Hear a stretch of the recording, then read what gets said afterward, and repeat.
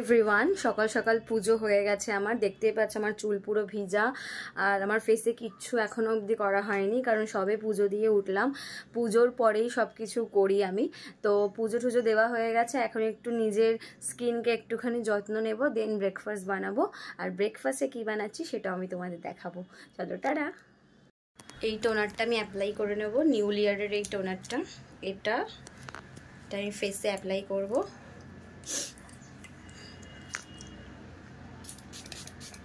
এটা vitamin C toner, ভীষণ glow দেয়। আমার ফেস খুব ড্রাই হয়ে যায়, তাই এই টোনারটা আমি লাগিয়ে নিচ্ছি। ফেসটা এক্ষুনি জাস্ট গ্লো করবে, চকচক করবে। আর নিউ লিয়ারের এই ময়শ্চারাইজারটা আমি ইউজ করব। এটা মানে ওয়াটার বেস ময়শ্চারাইজার। আর যেহেতু ওয়াটার বেস তো কি হয়েছে, বাট এটা খুব গ্লো করে আর খুব ময়েস্ট রাখে, ড্রাই হয়ে যায় না। এটা আমি এখন ইউজ করব।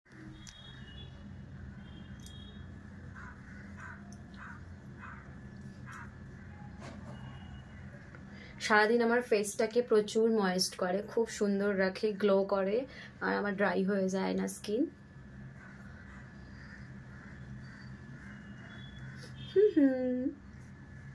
রেডি হয়ে গেছে। এটা আমার, এটা আরেকজনের। জাস্ট দেখো আমার অবস্থা।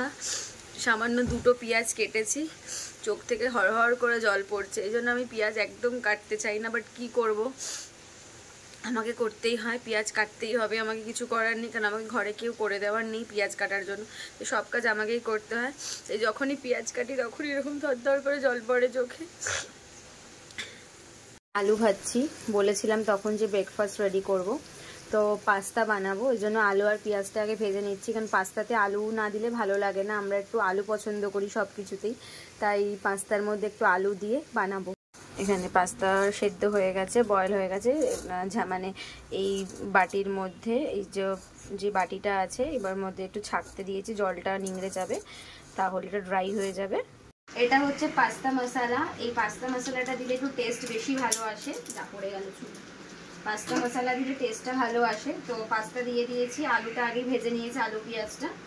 আর একটু পাস্তার মশলাটা দিয়ে দিলাম ভালো করে, বেশি দেবো না, অল্পই দিলাম। এবার এটা ভালো করে সামনে ভালো করে নাড়বো।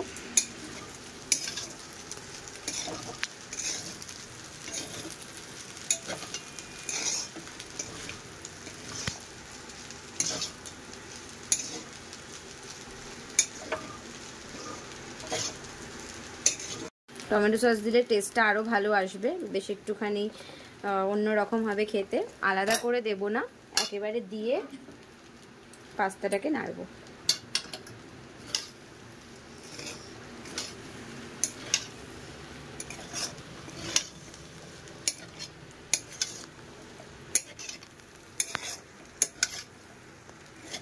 আমার পাস্তা রেডি হয়ে গেছে, এবার খেয়ে দেখি কেমন বানিয়েছি আমি।